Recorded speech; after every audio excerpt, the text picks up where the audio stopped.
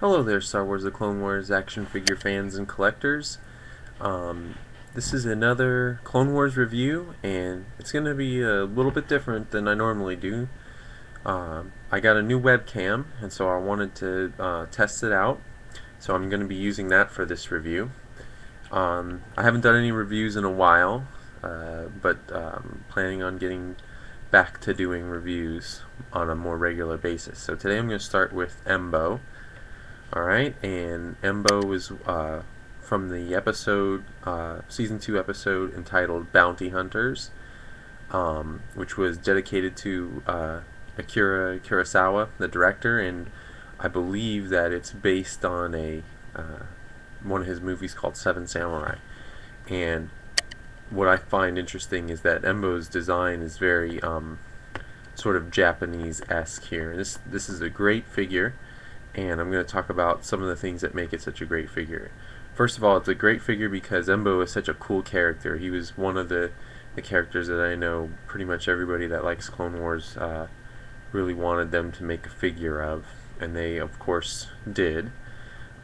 He comes with a couple of accessories. One of those is obviously his bowcaster right here, and the bowcaster is pretty cool. It's got some movable parts. It's got the two little ends of the bowcaster flip out like that, but they can also fold up. And what's cool about the bowcaster is it's got a little peg. Let me see how well you can see that on the webcam. Right there. And this peg hooks into a little hole on his bandolier in the back, which you can see right there. So what you do is you take the bowcaster and you pop it into that little hole, and now he can walk around with his bowcaster strapped to his back. The one thing that I don't like about this bowcaster is that the two little things on the end are very fragile and they've fallen off quite a lot, so if you're not really careful with it, you could wind up losing it. So do be careful. Oh, and there's one more little detail on here. I don't know how well it's going to show up in the camera, but there's a little design on his bowcaster just in front of the trigger guard right there, and it's like two curving lines with a little dot. Kind of reminds me of like crop circles or whatever. Let me see how close I can get in with the webcam and see if you can see it. See if it'll focus on it. Maybe not. Anyhow, moving on. The other accessories that Embo comes with, another accessories, he comes with these two little throwing knives, which also hook into the two little loops in the back of his belt. I'm not going to take them out. They're pretty much identical. They're very cool accessories.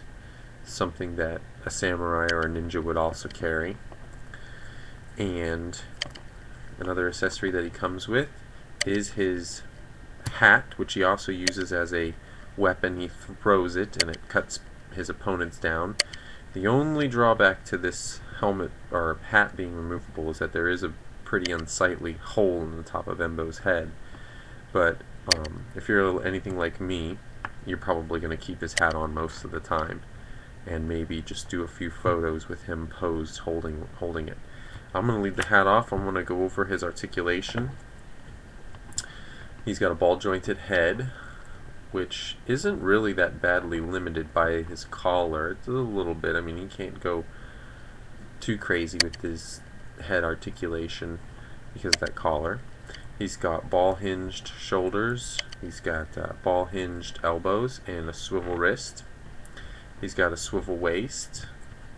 He's got, underneath his really nice soft good skirt, he's got a ball hinged knee, and he's got swivel hips. And then what's really cool about his ankles is it's kind of like a new type of joint, and I guess the new Mace Windu has this too, but I haven't gotten him yet. It's like a ball and socket. There's a little socket in there, just kind of like with the head, and you just pop it in there. You can hear it make that little sound to know that it's locked in place.